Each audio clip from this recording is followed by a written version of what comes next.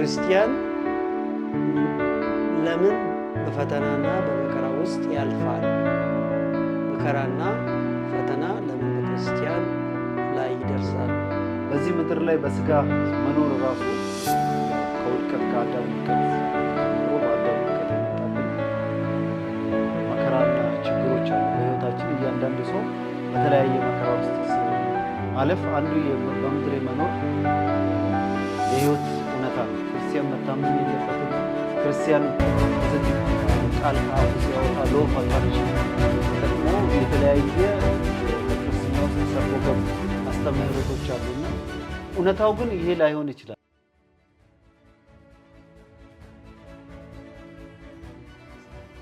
እንደምን ከረማችሁ ውድ የቤርሻቤ ቲቪ ተመልካቾቻችን፣ እንደተለመደው ዛሬ በመረጥነው አርዕስት ላይ ከወንድሜ ደምስ ጋራ ለእናንተ ማስተላለፍ የምንፈልገውን ሁኔታዎች ላይ ለመነጋገር በፊታችሁ ቀርበናል። ዛሬ የምንነጋገርበት አርዕስት ክርስቲያን ለምን በፈተናና በመከራ ውስጥ ያልፋል? መከራና ፈተና ለምን በክርስቲያን ላይ ይደርሳል? በሚል አርዕስት ዙሪያ ሀሳባችንን እንለዋወጣለን። በጥሞና እንድትከታተሉን፣ ይህ ደግሞ ለሌሎች እንዲደርስ ሼር፣ ሰብስክራይብ፣ ሊንኩን ደግሞ ኮፒ በማድረግ ለሌሎች እንድታስተላልፉ በጌታ ፍቅር ለመጠየቅ እንወዳለን። እሺ፣ አመሰግናለሁ ወንድሜ ዲንቆ። ያው በዚህ በምድር ጌታ ኢየሱስ እንደተናገረው በዓለም ሳላችሁ መከራ አለባችሁ ተብሎ እንደተጻፈ በዚህ ምድር ላይ በስጋ መኖር ራሱ ያው ከውድቀት ከአዳም ውድቀት ጀምሮ በአዳም ውድቀት የመጣብን መከራና ችግሮች አሉ በሕይወታችን። እያንዳንዱ ሰው በተለያየ መከራ ውስጥ ማለፍ አንዱ በምድር የመኖር የሕይወት እውነታ ነው። ብዙ ጊዜ ያው መጽሐፍ ቅዱስ እንደሚናገረው መጽሐፍ ቅዱስ ማለት በጌታ ማመናችንና ዳግም መወለዳችን ክርስቲያን መሆናችን በመከራ ውስጥ ከማለፍ ላያግደን ይችላል። ነሰሰርሊ ይሄ ብልጽግና ወንጌል ወይንም ደግሞ ይሄ ኒው ኤጀርስ ካሪዝማቲክ ክርስቲያኒቲ ውስጥ ያሉ ሰዎች ክርስቲያን መከራ መቀበል የለበትም፣ ክርስቲያን መደህየት የለበትም፣ ክርስቲያን መታመም የለበትም፣ ክርስቲያን ፖዚቲቭ ቃል ከአፉ ሲያወጣ ሎው ኦፍ አትራክሽንን ተጠቅሞ የተለያየ በክርስትና ውስጥ ሰርጎ ገብ አስተምህሮቶች አሉና እውነታው ግን ይሄ ላይሆን ይችላል። ደግሞ ክርስቲያኖችን ብዙ ጊዜ ዲተርሚኒስቲክ እና ጀጅመንታል እንሆናለን በሕይወታችን ለሚገጥመው ነገር። ለምሳሌ የሆነ ሰው ሲታመም ሰው የዘራውን ያጭዳል የሚል መርህም ይከተላሉና በሕይወት ስንኖር የመከራ ምንጮች የተለያዩ ሊሆን ይችላሉ። ለዚህ ደግሞ ከብሉይ ኪዳን ኢዮብና ዮሴፍን እንደ ምሳሌ መውሰድ ይቻላል።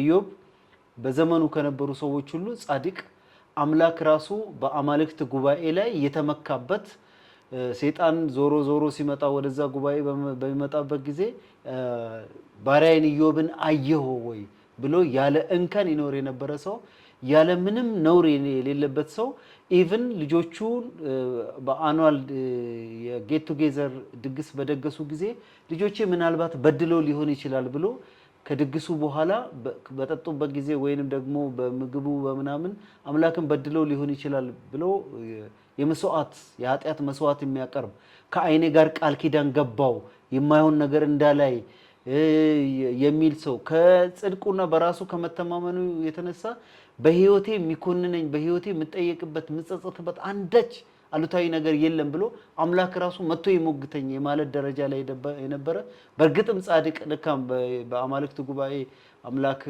ስለሱ እንደመሰከረው በእርግጥም ጻድቅ የነበረ ሰው ነው።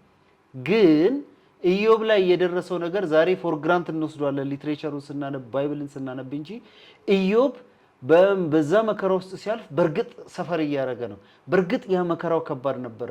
በእርግጥ ልጆቹ ሞተዋል፣ አለኝ የሚሉ ልጆቹ ሞተዋል። እንስሳቶቹ፣ ሀብቱ፣ ትሬጀሩ በሙሉ አልቀዋል። ሰውነቱ በቁስል ተመተዋል። ሚስቱ ራሱ በቃ ከመከራውና ከመናደዷ የተነሳ ከመበሳጨቱ የተነሳ ፈጣሪን ስደበው እስከማለት ደረጃ ያሉ ሁሉ ደርሳለች። ያ ምንድነው? የመከራውን ኢንቴንሲቲ የመከራውን ጉልበት ያሳያል። ስለዚህ በህይወታችን ለሚደርሱ ማንኛውም ነገር የግድ የዘራነው ውጤት ብቻ ላይሆን ይችላል። ይሄንን የምልህ ምንድነው መከራ በህይወታችን ከሚደርሱባቸው ነገሮች አንዱ ሰው የዘራውን ያጭዳል አንዱ ነው። ግን ደግሞ የኢዮብን ኬስ ስንወስድ አማልክቶች ተወራርደውበት ሰይጣንና አምላክ ተወራርደውበት የመጣበት ከሱ እውቅና ውጪ የሆነ ከሌላ ዳይሜንሽናሊቲ የመጣበት መከራ ነው። ኢዮብ ለዚህ ምንድነው ቪክቲም ነው የሆነው። ስለዚህ መከራ በህይወታችን ሲደርስ አንደኛ ከመንፈሳዊ ዓለም ሊሆን እንደሚችል፣ ሁለተኛ ደግሞ የዮሴፍን ታሪክ መውሰድ እንችላለን። ዮሴፍ ምስኪን ሰው ህፃን ነው፣ ልጅ ነው። ወንድሞቹ ለእረኝነት ሄደዋል። አባቱ ላከው። አባቱን ታዞ ሄደ። ምግብ ይዞ ነው ሄደው። ግን ለወንድሞቹ አንደኛ ወንድሞቹ ይቀኑበት ነበር፣ ሁለተኛ ደግሞ ለወንድሞቹ ህልም ነገራቸው። በቃ ያ ተጽዕኖ አሳደረበት። አሁን ሰው የዘራውን ያጭዳል ቢባል ዮሴፍ እየዘራ የነበረው ምንድነው? መልካምነትን ነው። ለወንድሞቹ ምግብ ማድረስን ነው። ለአባቱ መታዘዝን ነው እየዘራ የነበረው ነገር። ኢዮብም እንደዛው መልካም እንደዘራ አምላክ እንኳን እንደኮራበት ይናገራል። መከራና ፈተና በሁለት ከፍለን ነው እይታውም ማለት ነው። አንደኛ ቅድምም አንተም ስትል እንደነበረው ከእግዚአብሔር መንግስት አንፃር የሚደርስብን እግዚአብሔር ፈቅዶ በእግዚአብሔር ፐርሚሲቭ ዊል ፈቅዶላቸው መከራ ለሚያደርሱብን አካላት በቃ ማለፊያ ሰጥቷቸው ከለላውን አንስቶ የሚደርሱብን መከራዎች አሉ። ቅድም ያነሳቸው የኢዮብ፣ የዮሴፍ፣ ሌሎችንም ብንጠቅስ ከነበሩበት ከእግዚአብሔር መንግስት አንፃር ነው መከራው የመጣባቸው ፈተና የመጣባቸው እና ያ ፈተና ደግሞ በእግዚአብሔር ተፈቅዶ ነገር ግን እግዚአብሔር በዛ መከራ ውስጥ አብሯቸው እያለፈ እያሻገረ ጠላት ያሰበው ያቀደው ሳይሆን እግዚአብሔር ወደ አሰበው ሐሳብ ወደ አሰበው አቅጣጫ ሲወስዳቸው እናያለን። ይሄኛው አሁንም ክርስቲያን ወንድሞችና እህቶች በተለይም እንደ እግዚአብሔር ቃል ለመኖር የወሰኑ የፈቀዱ ይላል ጳውሎስ ሲናገር መከራው ይደርስባቸዋል። እግዚአብሔርን ለመምሰል ጌታ ኢየሱስ ክርስቶስን ለመምሰል ፈቅደው ወስነው ቆርጠው ወጥተው ጌታን የሚያገለግሉ በህይወታቸው እንደዛ የሚኖሩ ይሄኛው አሁንም ይሰራል ማለት ነው። የኢዮብ አይነት መከራ፣ የኢዮብ አይነት ፈተና፣ የዮሴፍ አይነት ያለፈበት የመከራና የፈተና መከራና ፈተና ያው ይለያያል። ፈተና አጭር ነች፣ መከራ ዱሬሽኑ ረዘም ይላል። የሚያመጣውም ኢምፓክት ይለያያል። ፈተናና መከራ ፈተና ኢሚዲየት ነው። መከራ ቀስ እያለ ያመነመነ ነው የሚሄደው፣ የጎዳ ነው የሚሄደው። ያው ኢዮብ መከራ ነው በተለይ የደረሰበት አሁንም አለ እሱ። ስለዚህ ጌታን እያገለገሉ ያሉ እንደ እግዚአብሔር ቃል እየኖሩ ያሉ ያ እግዚአብሔር እንዲኖሩ የፈቀደውን ህይወት ስታንዳርድ እየኖሩ ያሉ ክርስቶስን በትክክል በምድር ላይ እያሳዩ ላሉት መከራ ፈተና በተለያየ መንገድ ይመጣባቸዋል። እግዚአብሔርም ፈቅዶ አንዳንዱ ደግሞ ሰይጣን ያንን ሐሳባቸውን ለማስቆም ብሎ በራሱ አስቦ አቅዶ ሊደርስባቸው ይችላል። ስለዚህ ይሄ ቀጥታ ክርስቲያኖችን አገልጋዮችን በእግዚአብሔር ስታንዳርድ በቃሉ እንደሚለው መኖር ለሚወዱና ለወሰኑ ክርስቲያኖች የሚደርስ ነው ብዬ እላለሁ። እዛ ሐሳብ ተሰጣለ። ሁለተኛው ቅድም አንተም ብለሃል ሰው የዘራውን ያንኑ ያጭዳል ብሎ ስል ለክርስቲያን ብቻ አይደለም። ይሄ ፕሪንሲፕል የፈጣሪ የበላይ የሆነ የዚችን ምድር የዚህ ዩኒቨርስ ፈጣሪና አስተዳዳሪ ዋና ምንጭ የሆነ አምላክ ፕሪንሲፕል መርሆ ሰው የዘራውን ያንኑ ያጭዳል። ማንም ሰው ነው ያለው። ይሄ ክርስቲያንን ብቻ አይደለም፣ ሌሎች ሌላ እምነት ውስጥ በእስልምናም ይሁን በኦርቶዶክስም ይሁን በሌላም ሃይማኖትም አይኖራቸው፣ ነገር ግን ሲኖሩ የሚያደርጓቸው ነገር ተመልሶ ይከፍላቸዋል። ይሄ እንግዲህ መጽሐፍ ቅዱስ የሚነግረን ሰው የሚዘራው ዘር ይወስናል ይላል። የሚያጭደው ገበሬ ምንን ለምሳሌ ኩርንችትን ዘርቶ ብርቱካን ሊያጭድ አይችልም። ስንዴን ዘርቶ ጤፍ አያጭድ። ጤፍ ከዘራ ስንዴን አጭዳለሁ ብሎ አስበው ከሆነ ተሳስተዋል። ይሄ ደግሞ መርህ ሆኖ ማለት ነው። ይሄ እንግዲህ ክርስቲያንም ሌላም ሰው ላይ ሊሰራ የሚችል መጽሐፍ ቅዱሳዊ ፕሪንሲፕል ነው። ለምሳሌ ሰው በኃጢአት ህይወት ሲኖር የሚሄድበት መንገድ ከእግዚአብሔር ሐሳብና ፈቃድ ውጪ ሲሆን ጴጥሮስ መጽሐፍ ላይ ምንድነው የሚለው? ስለዚህ ዓለም ገዢ እንዴት እንደሚሰራ የጨለማው መንግስት እንዴት እንደሚሰራ ሲያብራራ አንደኛ ጴጥሮስ እናንተ ከጨለማ ወደሚደነቅ ብርሃን ያመጣችሁ የሱን በጎነት እንድትነግሩ የተመረጠ ትውልድ፣ የተቀደሰ ህዝብ፣ ለርስቱ የተለየ ወገን፣ የሱ ካህናት እንድትሆኑ ነው ይልና ሌላ ዝቅ ብሎ ይሄ ጨለማና መከራ በውጪ ባሉቱ ባላመኑቱ ላይ በሙሉ ኃይሉ ይሰራል ይላል። ስለዚህ ለምሳሌ አንድ ሰው በህይወቱ ውስጥ ለምሳሌ የሚለማመደው የኃጢአት ልምምድ ነገ ተመልሶ እንትን ሊያገኘው ይችላል። ለምሳሌ በተለያየ በሽታ ሊጠቃ ይችላል። የሚጠጣ ሰው በሽተኛ ሊሆን ይችላል።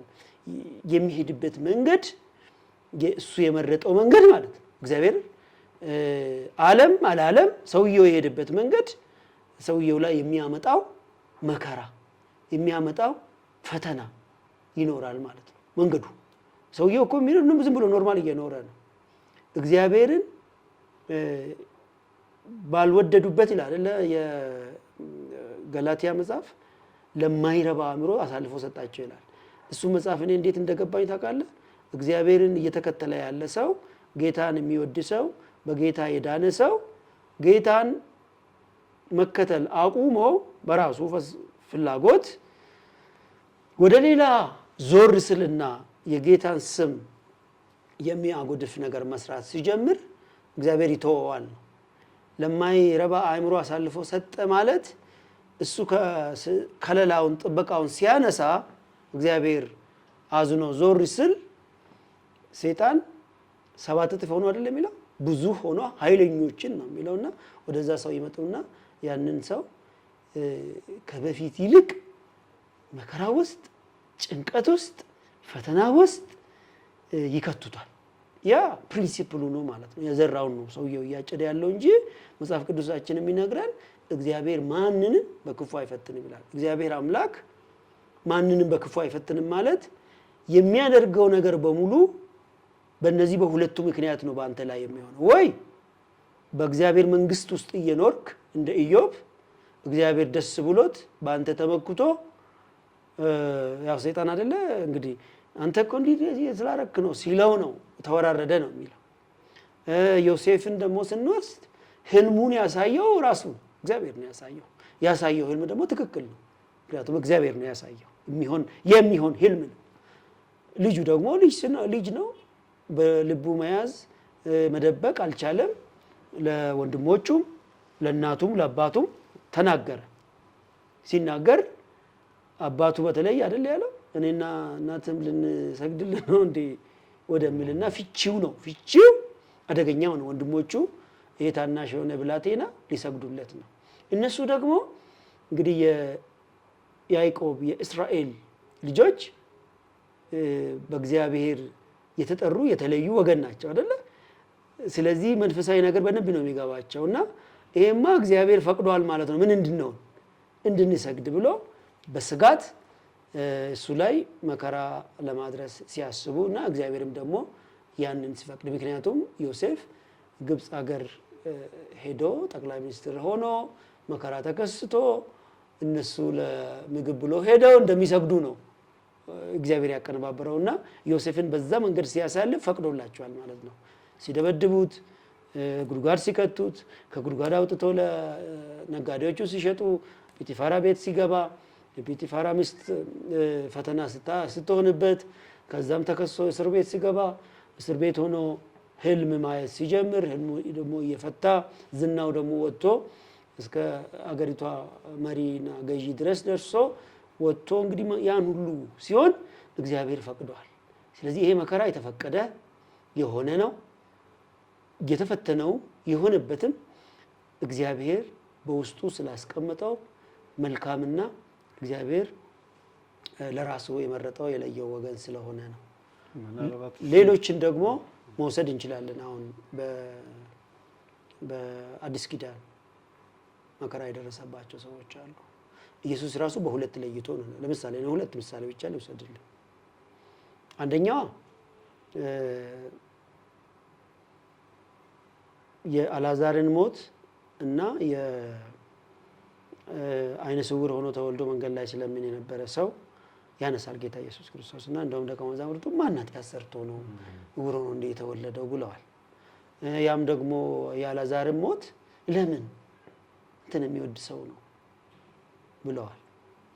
ኢየሱስ ክርስቶስ ሲመልስ እግዚአብሔር ክብር በእነሱ በሁለቱም ማለት ነው እንዲገለጥ ነው እንጂ ማንም ኃጢአት ስለሰራ አይደለም ዕውር ሆኖ የተወለደው።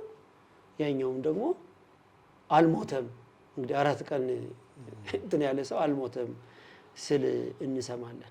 ሌላ ቦታ ደግሞ ስታመነዝር ተያዘች ተብላ በሙሴ ሕግ መሰረት ይዟት የቀረቡት ሴት ደግሞ አልሰራሽም አላላት። አልሰራሽም አላላት ማለት አልተከራከረም። እስቲ ነፃ የሆነ እንደናንተ ምንም ኃጢአት የሌለበት ምን ይበላት ይውገራታል። ምክንያቱም በዛ ፕሪንሲፕል ያልኖሩ ሰዎች ነው ብዬ ነው እኔ እንግዲህ በዚህ በሁለቱ መንገድ ነው የሚገባኝ እንጂ ማንም ሰው ላይ መከራ ይመጣል፣ ችግር ይመጣል። ችግር የሚመጣው ግን ከእግዚአብሔር ቃል አንፃር ካየ ነው የኢዮብና የእንትናን የዮሴፍን ሌሎችን የሚያነሳናቸው አንፃር ካየ ነው እግዚአብሔር ፈቅዶ በሱ ክንግደም ውስጥ በሱ ሐሳብ ውስጥ ከመሆናችን የተነሳ እግዚአብሔር ፈቅዶ የሚሆኑ አሉ። መውጫውንም አብሮ የሚሰጠው እግዚአብሔር ነው። እዚህ ጋር ደግሞ እንድንኖር የተቀመጡትን የህይወት ፕሪንሲፕል ጥሰን ያንን የዘራነውን እንደምናጭድ ነው። እንግዲህ ይሄ ከልማት ጋር ይገናኛል። ታውቃለህ የኤንቫይሮንመንታል ፖሉሽኑ ምን እንዳመጣብን ያሁን ወቅቱ እግዚአብሔር ወቅቶችን አስተካክሎ ሰጥቶን እያለ ዝናብ በወቅቱ አይመጣም፣ ምኑ በወቅቱ አይመጣ ያደረግነው ነገር መልሶ እኛን አፌክት ሲያደርገን የእግዚአብሔር የፈጠረውን ሲስተም ሲያዛባው እናያለን። እና የሰው ህይወትም እንደዛው ነው። ስለዚህ ስንዋሽ የእግዚአብሔር መንፈስ ያዝንብናል። ስለዚህ ያ ያደረግነው ነገር መልሶ ነገ መልካምም ስናደርግ ስጡ ይሰጣቸዋል ሲል ይሄም የዘራችሁን ታጭዳላችሁ እንደማለት እንደሆነ ነው የሚገባኝና እዚህ ላይ ምንድነው ያለ ሐሳብ? አይ ሐሳብ መርሆቹ ትክክል ናቸው። መጽሐፍ ቅዱሳዊም ነው ያወራኸው። አንደኛ የኢዮብ መንፈሳዊ ዓለም የተወራረደበት ጉዳይ ነው። የዮሴፍን ደግሞ ስንወስድ ከራእዩ አንፃር ራእዩ ያስከፈለው ዋጋ ነው። ግን እግረ መንገድ አሁን የኃጢአት በአዳም ጊዜ የነበረ ኢቭን ሕግ ሲሰጣቸው ስለ አባት ኃጢአት ልጅ ይቀጣ ነበረ። ያም ማለት ቅጣት ሁሉ እስከ 4ኛው ትውልድ እስከ ሲወርድ ሲዋረድ። ግን ሕዝቅኤል ላይ ስንመጣ ደግሞ ያንን ነገር አምላክ በተለይ በአዲስ ኪዳን ላይ ይሄ በክርስቶስ ጋር ሪፎርምድ የሆነ ሰው እያንዳንዱ ስለ ኃጢአቱ ስለ በደሉ ነው እንጂ ስለ አባት ኃጢአት እንደማይቀጣ በአዲስ ኪዳን ላይ ብሎ ሕዝቅኤል ላይ በግልጽ ያስቀምጣልና ይህ ከሆነ እንግዲህ አንዳንዴ ማለት ነገሮችን እኔ አሁን ሁሌ የማስበው ምንድነው በተለያዩ መከራ ውስጥ በአልጋ ላይ የተለያዩ ኢኮኖሚካል ክራይሲስ ውስጥ ጥሩ ኑሮ ሲኖሩ የነበሩ አሁን የአምላክ ያለህ የሚሉ ወደ አምላክ የተለያየ ፈተና በህይወታቸው ውስጥ ለደረሱ ሰዎች መጽናኛም እንዲሆን ጭምር ነው ይሄ ነገር የምናወራውና የግድ በህይወታችን የሚመጡ መከራዎች ለምሳሌ እንበልና በቃ በአዲስ ኪዳን ላይ ሕዝቅኤል ላይ በግልጽ ቃል ተናግሯል። ልጅ ስለ አባት ኃጢአት አይቀጣም፣ እያንዳንዱ ስለ ኃጢአቱ ግን ይሞታል ይላል። ስለዚህ ይሄ መርህ እዚህ ጋር ምንድነው በአዲስ ኪዳን ላይ በአባት ኃጢአት ልጅ እንደማይቀጣ ግን ደግሞ ምን እናያለን? ምንም የማያውቁ ልጆች ለምሳሌ የ6 ዓመት የ7 ዓመት የ8 ዓመት ልጆች በጣም ሰፈር ሲያደርጉ በክሮኒክ በሆነ በልብ ኬዝ በካንሰር ኬዝ በተለያየ ሊሞቱም ይችላሉ። የተለያየ መከራ ሲደርስባቸው ያ መከራ ልጆቹ ምን አጠፉ? አሁን ከአምላክ አጀንዳም አንፃር ብናይ አሁን ሁለት መርህ ስላስቀመጥን ማለት ነው ነሰሰርሊ መርሆቹ ኤክስቴንድድ መሆን ስላለባቸው ከአምላክ አጀንዳም አንፃር ከኢዮብ አንፃርም ከዮሴፍ አንፃርም የኢዮብ አምላክ ተወራርዶበት ነው፣ የዮሴፍ ከራእዩ አንፃር ነው። ሶስተኛው ደግሞ ሰው የዘራውን ያጭዳል የሚለው መርህ አስቀምጠናል። እነኚህ ህፃናት አሁን በህፃናት የሚደርስ ለምሳሌ እንበልና አካል ጉዳተኛ ሆኖ የሚወለዳል መከራ ነው ማለት ሳይኮሎጂካሊ በጣም ሰፈር ያደርጋሉ። ፒፕል ዊዝ ዲስኤቢሊቲ ሳይኮሎጂካሊ በጣም ሰፈር ያደርጋሉ። ኖርማሊ እንደማንኛውም ሰው ተራሩጦ እንደማንኛውም ሰው አይቶ መኖርን ይናፍቃሉ። እድሜ ልኩን ተሸክሞት የሚሄድ ኳስ መጫወት እየፈለገ ኳስ መጫወት የማይችል ሜዲካል ዶክተሬት ማጥናት እየፈለገ ግን ከእጁ የተነሳ እጁ ክሪፕልድ ስለሆነ ሜዲካል ዶክተሬት ራእዩን እንዳይኖር እነኛ አይነት መከራዎች ከምንጫቸው ምንድን ነው? ኔሰሰርሊ ይሄ ነው ብለን ዲተርማይን የምናደርገው ነገር አለ ወይ? ይሄን ነው ብለን ዲተርማይን የምናደርገው እንደዛ ነው የሚገባኝ። እሱን እኮ ነው አሁን ወደዛ ልመጣለህ። ጥያቄው ነው አሁን እንግዲህ ጠያቂ ተጠያቂ እየሆነ ነውና ግልጽ ብናረጋቸው ተጨማሪ ነው። እዛ ላይ እኔ ሐሳብ ልስጥና ላንተ መግቢያ ይሆናል። እኔ እንደሱ እምነት ነው ያለኝ። እንዴት ሰው የዘራውን ያንኑ ያጭዳል። እሱ ግልጽ ነው። እሱን ተስማምተናል። አሁን የጠቀስካቸው ምሳሌዎች እዚህ ውስጥ ነው የሚወድቁት። ለምን እንዴት በላይ ለምሳሌ እግዚአብሔር አምላክ ልክ ቅድም እንዳልኩት የሶላር ሲስተሙ ወይም ደግሞ የዚች መሬት የፕላኔቷን ሲስተም ስለሰዎች አመቺ አድርጎ ሲፈጥር ወቅቶች ለምሳሌ በራሳቸው ጊዜ ነው የሚቀያየሩት። የዝናብ ጊዜ አለ፣ የመከር ጊዜ አለ፣ ለሁሉ ጊዜ ያለው ስለሚል እግዚአብሔር በዛ አሬንጅ አድርገዋል። ነገር ግን የሰው ልጅ አምላክ ባስቀመጠው ፕሪንሲፕል መሰረት መሬትን፣ ምድርን፣ የውሃን ትሪት ማድረግ ስላቃተው ተዛባ ማለት ነው። ለምሳሌ ስለተዛባ ዝናብ ማግኘት በነበረብን ሰዓት ሳናገኝ እንቀራለን። ዝናብ መዝነብ በሌለበት ሰዓት ትልቅ ጎርፍ ይሆናል። ፀሐይ የሌለበት አካባቢ የነበረው ኃይለኛ ፀሐይ፣ ኃይለኛ በረሃ ይሆናል። እንደዚህ መፈራረቆች ወደ ኋላ ስትሄድ ሲስተሙ እግዚአብሔር ኢንስቶል ያደረገው እግዚአብሔር የፕሪንሲፕል አምላክ ነው። አንድ ኢንስቶል ያደረገው ሲስተም በሰው ልጆች ምክንያት ኮራፕትድ ስለሆነ ነው ብዬ አምናለሁ። አሁንም የሰው ልጅ ወደ ምድር የሚመጣበትን መንገድ እግዚአብሔር አዳምን ነው ከአፈር የሰራው። ከዛ ሔዋንን ከግራ ጎኑ እንደሰራት ይናገራል። ከዛ በኋላ ግን ኢንስቶል ያደረገው የሪፕሮዳክቲቭ ሲስተም አለ።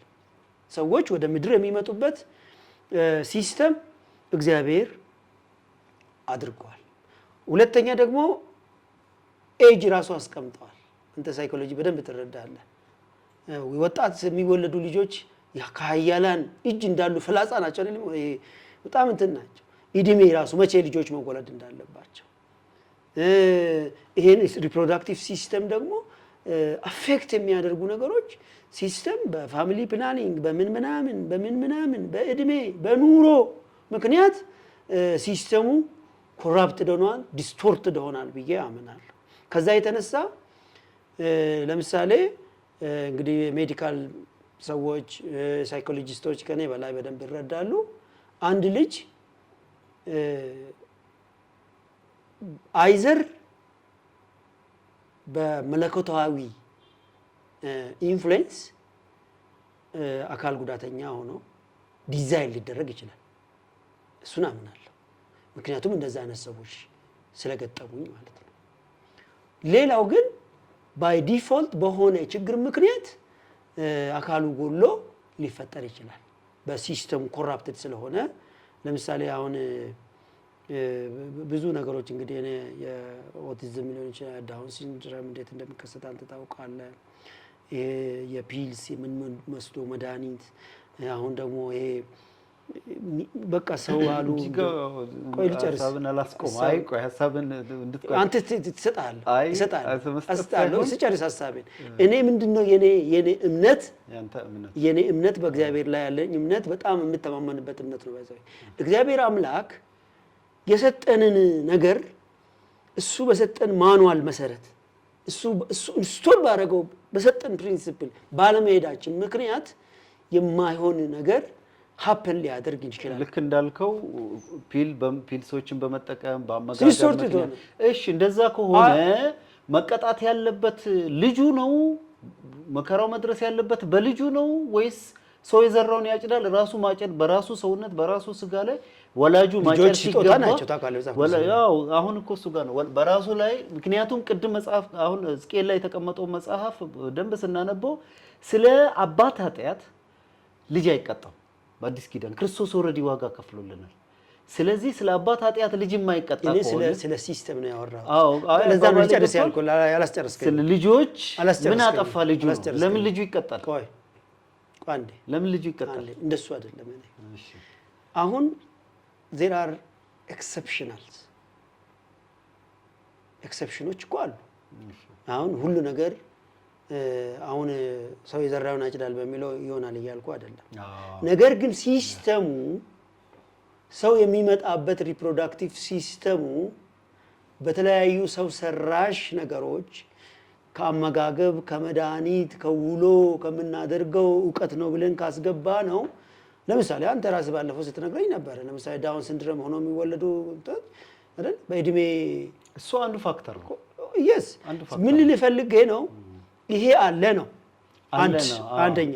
ቆይ እኔ አንድ ጥያቄ ልጠይቅህ መግቢያ እንደሆነ ሰው የዘራውን ያጭዳል የሚለው ነሰሰርሊ እየታጨደ ያለው መከራ ያ ሰው የዘራው ላይሆን ይችላል። አዎ እሱ ጋር መስተካከል ዲተርሚኒስቲክ ስንሆን ምን እናደርጋለን መሰለ? ሰው የዘራውን ያጭዳል ብለን ስንል ልጁ አካል ጉዳተኛ የሆነው ወይንም ሄርት ኬዝ ወይንም ኩላሊት ፌለሪቲ ምንም የማያውቁ ጨቅላ ህፃናቶች የ6 ዓመት የ7 ዓመት እናትና አባት የሚጓጉላቸው እናትና አባታቸው ቦርነጌን የሆኑ ሪኒውድ የሆኑ ጥሩ ክርስትናን ጥሩ በስነ ምግባር በሰፈር ላይ የሆነ ችግር ሲደርስባቸው ሰው የዘራውን ያጭዳል በሚል የሰው ኢንፑት ከሆነ ያ ልጅ ገብቶሃል? ያ ልጅ የአምላክ ፍጥረት ሳይሆን የዛኛው ሰው የሪዘልት ነው፣ የኃጢአት ኮንሲኩዌንስ ነው ወደሚል ያስኬደናል። ወይንም ደግሞ ያ መከራ የግድ በህይወታችን የሚመጣው መከራ በሙሉ የስራችን ውጤት ሳይሆን ኮሌክቲቭ አግሪጌቲቭ የኢንቫይሮንመንታል የኔቸር ተንከባሎ የሚመጣ ነው ልንል እንችላለን። ስቲል ግን ጥያቄ በሌላ መልክ ልጠይቅ። እሺ እኔ ማለት የኔ ሀሳብ ሳይሆን ኢላቦሬት እንድናደርገው ሌላ ሀሳብ የሚከታተሉ ተመልካቾቻችን እንትን እያረጉ ግልጽ እንደ ሀሳብን እየተቃወምኩ አይደለም። ባይዘው ትክክል ነው። በመርህ ደረጃ እኮ እስማማለሁ። ግን ነሰሰርሊ የምናጭደው በሙሉ ወይ የራእይ ጉዳይ አሁን መርህ እያስቀመጥን እየሄድ ነው። 3 መርህ ላይ ደርሰናል። የራእይ ጉዳይ ዮሴፍ የመንፈሳዊ ዓለም ቤት ማድረግ ወይንም ደግሞ መወራረድ በኢዮብ ላይ የደግሞ የሰው የዘራውን የሚያጭድበት እስቲ የአምላክ ቃል ነው የሚናገረው እና ይሄም መርህ ነው። ትክክል ነው። ከነዚህ 3 ውጭ አይደሉም ለኔ። አንድ በሌላ መልኩ ጥያቄ እሺ ሰው ይሞታል። አዎ እንግዲህ በተለይኛ ፕሮፖዛል እንጽፋለን እና ብዙ ጊዜ እኔና ደምስ በተለይ ሞቱ እንግዲህ በአፍሪካ እንደ ኢትዮጵያ ባሉ ሀገሮች ላይ ይብሳል። የህፃናት የጨቅላ ህፃናት ሞት፣ የእናቶች ሞት ይብሳል እና ያደጉ ሀገሮች ተብሎ ደግሞ የሚባሉት አካባቢ ላይ ላይፍ ኤክስፔክታንሲው ረጅም ሲሆን የሚሞቱት ህፃናት ሴቶች ቁጥር ሲቀንስ ሪፖርቶቹ ያሳያሉ። ሰው ሁሉ የሚሞተው በእግዚአብሔር ፈቃድ ጊዜ ነው። አዳም ነው የሚሞተው ነፍሱ የሚወሰደው። ለምሳሌ አንድ ህፃን ሲሞት የእግዚአብሔር ፈቃድ ነው። እሱን ነው ጥያቄው። ወደዛ እኮ እንትን እየጠየቅኩ ነው፣ መልስልኝ። አሁን የአምላክ ፈቃድ ነው እንዴት ታየዋል? የአምላክ ፈቃድ ነው ፈቃድ አይደለም ለማለት ያለንበት ኮንቴክስቱ ኢት ማተርስ። አሁን ለምሳሌ ለኔ አንድ ሰው የአምላክ ፍቃድ ነው ብዬ ስል እኔ ኔሽንን በሁለት ወይ በሶስት ነው መከፍለው ሂዩማኒቲን ማለት ነው። ስለዚህ ስለ ሞት ንገረኝ። ስለ አሁን ሰው ለምንድን ነው የሚሞተው? ሰው የሚሞተው አንደኛ አንዱ መከራ ሞት ነው። አንዱ ሞት ግዴታ ነው። መጽሐፍ ቅዱስ አስሯል። የመጀመሪያ የስጋ መቼ ያው 70 80 40 አገልግሎቱ እሺ፣ በ10 ዓመታቸው በገና እንደተወለዱ የሚሞቱ ሊወልዱ ሲሉ የሚሞቱ እናቶች ለምንድን ነው የሚሞቱት? ከርዕሱ እንዳንወጣ አለምን ከርዕሱ እንዳንወጣ ይሄ ተመልካቾቻችን ይሄን ጥያቄ እንዲመልስልኝ በትህትና ጠይቃለሁ። ከርዕሱ እንዳንወጣ የመከራው ጉዳይ ምክንያቱም ምን እንደማሰብ ታውቃለህ? ሞት መከራ ነው። አንዱ ሞት መውጊያ የታለ አንዱ ድል የተነሳው ሞት አይደል እንዴ? ለምሳሌ ስፒሪቹዋል እንግዲህ ሞት ሁለት ነው አይደል? መንፈሳዊ ሞትና ስጋዊ ሞት ነው። ምድር ላይ ያለን ደግሞ አንዱ እኮ መከራ ማለት አገልጋዮች መንገድ ላይ ይሞታሉ፣ ይሰቃያሉ። በበሽታ እኮ ብለሃል ቅድም ኮሪያ ሆስፒታል ነበረን አይደል ባለፈው? በጣም እዛ እኮ ይተኙ አሉ፣ ታሞ የሚሞቱ አሉ አገልጋዮች። ልጆች ሆኖ ሞቶ የሚወለዱ አሉ። ለምን? እግዚአብሔር እንዲሁም ፈቅዶ ነው። እሱ በአምላክ አጀንዳ ውስጥ ላሉ ሰዎች የስ በአምላክ አጀንዳ ውስጥ ላሉ ሰዎች የስ። ምክንያቱም ጌታ ኢየሱስ ምን ብሎ ተናግሯል? ማቴዎስ ወንጌል ላይ መሰለኝ በአምላክ አጀንዳ ውስጥ የእናንተ የራሶቻችሁ ጸጉሮች እንኳን የተቆጠሩ ናቸው ይላል። በአምላክ አጀንዳ ያለ አምላኬ ፈቃድ ያለ አባቴ ፈቃድ አንዷም ጠብ አትልም ይላል። በአምላክ አጀንዳ ውስጥ አሁን በአምላክ አጀንዳ ውስጥ ላሉ ሰዎች የስ ያለ አምላክ ፈቃድ የሚሆን የለም። አሁን ጥያቄው ሰው የዘራውን ያጭዳል የምንል ከሆነ የመከራና በህይወታችን የሚመጡ ፈተናዎች ሁሉ የኛ የሥራ ውጤት ከሆኑ ማጨድ ካለብኝ እኔ እንጂ ማጨድ ካለበት ሰውየው ራሱ እንጂ ልጁ ላይ የሚደርሰው መከራ ለምን? እዚህ ጋር እኔ ሐሳቤ ልንገርህ። አሁን ስለ ሞት ስናወራ መጽሐፍ ቅዱስ ምንድን ነው የሚለው? ስለ መከራው ከርዕሱ እንዳንወጣ ሰው 70 እና 80 120 ይኖራል። እግዚአብሔር ሰው ወደዚህ ምድር ሲመጣ ሲፈቅድ እንዲኖር ነው። ነገር ግን ምን ተፈጥሯል? በሰው ልጅ ምክንያት ሲስተሙ ከመወለዱ ጀምሮ ማለት ነው ኮራፕትድ ሆኗል፣ ተበላሽቷል። እግዚአብሔር መጀመሪያ በነ ሔዋን እና አዳም ሔዋን ከዛ መውለድ ጀመረች፣ ከዛ እያለ ነው እንግዲህ የመጣውና ያ ነገር ልክ እንደ አየር ንብረቱ ልክ እንደ ህዋው ኮራፕትድ ሆኗል። ከዚህ የተነሳ ሲስተሙ ኮራፕት ስለሆነ አሁን በሕክምና ምክንያት በሚወሰደው መድኃኒት ምክንያት አይናቸው ሸውራራ ሆኖ ጭንቅላታቸው ዲፎርምድ ሆኖ የሚወለዱ እንዳሉ እንግዲህ ቼክ ማድረግ ነው። ሳይንሱም ይፈቅዳል። ልክ ነህ። ሳይንሱም ይላል እሱ። ቆይ እንድናገር አድርገኝ እና ያ እኔ በጣም ነው ባይዘው እዚህ ላይ በቃ ሪሰርች ነው የሰራሁት እና ነገሮች እንዲገቡኝ ያልደረኩት ነገር የለም። አገልጋዮች በመኪና አደጋ ሞቶ ሰምቼ አውቃለሁ። ለአገልግሎት ሲሄዱ ከነ ቤተሰቦቻቸው ቤተሰብ ጭኖ እናት ምስቱን ልጆችን ጭኖ አገልጋይ ሞቶ እኔ በኔ እድሜ አውቃለሁ። ዓለምነህ ራሱ ዓለምነህ ነው። አዎ ስም መጥራት ስላልፈለኩ ነው። ሰው ሞቶ አውቃለሁ ከሱ ሌላም ሰው። ሁለተኛ በየሆስፒታሉ ስንሄድ እንደዚህ አይነት መከራዎች አሉና እነዚህን ነገሮች በደንብ አድርገን ሰው የዘራውን ያጭዳል ብሎ ሲል እግዚአብሔር ሆን ብሎ እኮ ነው ሰው ብሎ ያለው። ሂውማን ካይንድ የሰው ልጅ አክሽኑ ያመጣበት ነገር አለ። አክሽኑ ከእግዚአብሔር ሐሳብ በመውጣቱ ምክንያት ያመጣበት ነገር አለ ሲስተሙ ስለተበላሸ። ስለዚህ ይሄንን ነገር ሰፋ አድርገን በሚቀጥለው ሳምንት ደምስ አንተም ሐሳብን ያው ቆርጬ ባለው በደንብ በሚቀጥለው ሳምንት እናወራለን።